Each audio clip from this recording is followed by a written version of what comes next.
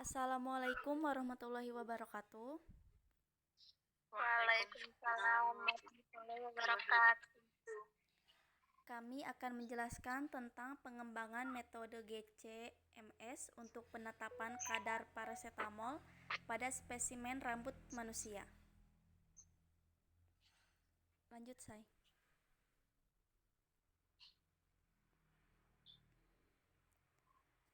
Yang pertama, pendahuluan.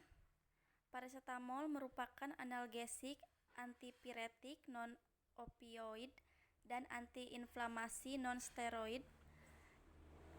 Parasetamol dan metabolitnya memiliki sifat yang cenderung oral. Parasetamol meniru cara kerja dari heroin sehingga sering digunakan secara bersama-sama dengan analgesik opioid untuk meningkatkan efektivitas analgesik dan menurunkan kebutuhan akan analgesik opioid tersebut. Selain itu, penggunaan parasetamol dengan alkohol juga meningkatkan resiko nekrosis hati pada penggunanya. Parasetamol meniru cara kerja dari heroin sehingga sering digunakan secara bersama-sama dengan analgesik opioid untuk meningkatkan efektivitas analgesik dan menurunkan kebutuhan akan analgesik opioid tersebut. Penelitian ini bertujuan untuk mengetahui apakah senyawa parasetamol dapat terdeteksi pada spesimen rambut pasien yang mendapatkan terapi parasetamol serta mengetahui pengaruh panjang spesimen rambut terhadap konsentrasi asetamin. Selanjutnya dibacakan oleh Ayu.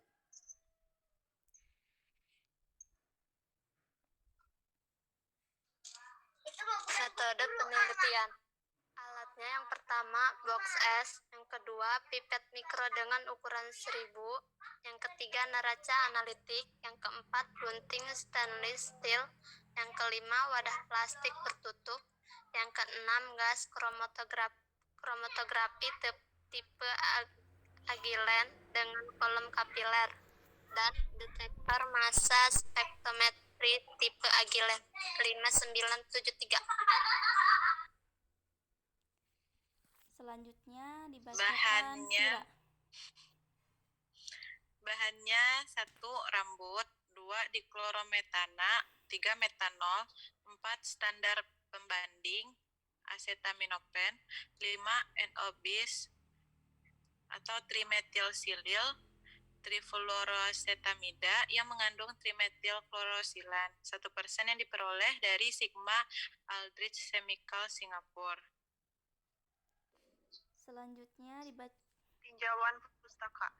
Rambut merupakan salah satu bagian tubuh yang memiliki bentuk seperti benang yang tumbuh dari akar rambut yang ada dalam lapisan dermis dan melalui saluran folikel rambut keluar dari kulit. Kemudian komponen kimia rambut terdiri dari 0,1 sampai 5 pigmen melanin, 1 sampai 9% lemak, dan 65 sampai 95% protein serta komponen-komponen lainnya seperti polisakarida dan air. Kemudian acetaminophen juga dapat dideteksi pada spesimen rambut menggunakan GCMS. Perlakuan derivatisasi dapat mengoptimalkan hasil analisis acetaminophen pada spesimen rambut menggunakan GCMS. Terdapat pengaruh panjang spesimen rambut terhadap konsentrasi senyawa acetaminophen yang dianalisis menggunakan GCMS, sehingga konsentrasi obat dalam spesimen relatif rendah, sehingga diperlukan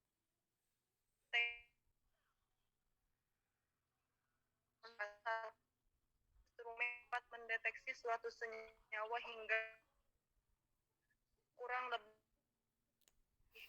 dari 1 adalah gas kromatografi atau mass kromatografi.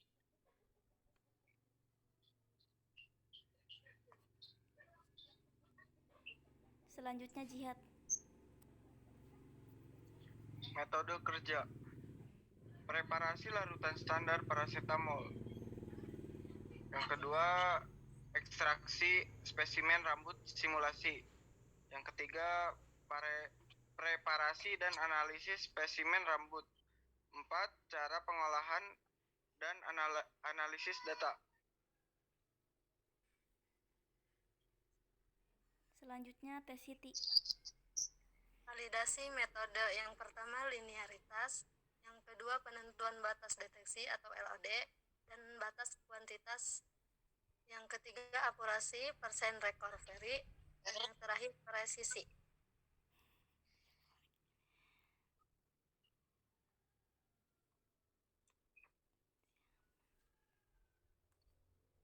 Hasil dan pembahasan. Udah lanjut.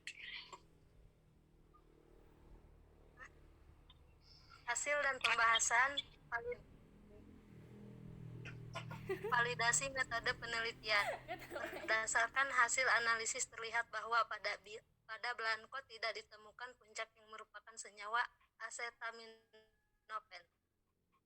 Sedangkan pada larutan standar terkonsentrasi menunjukkan puncak senyawa. Selanjutnya linearitas. Linearitas berfungsi untuk membuktikan hubungan linear antara konsentrasi dan peak area. Berdasarkan perhitungan diketahui bahwa nilai koefisien korelasi R sama dengan 0,9950.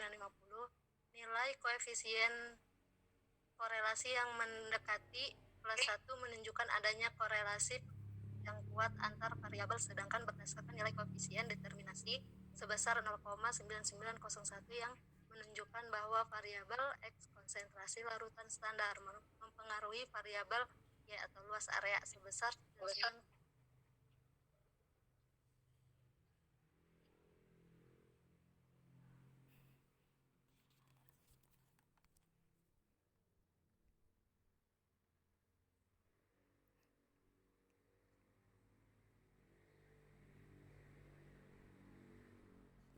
Kesimpulan, Kesimpulannya yaitu asetaminofen dapat dideteksi pada spesimen rambut menggunakan GCMS.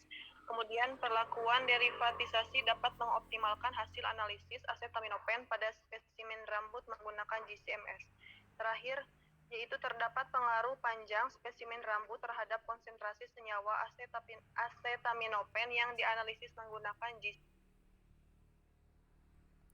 sekian presentasi kami. Wassalamualaikum warahmatullahi wabarakatuh.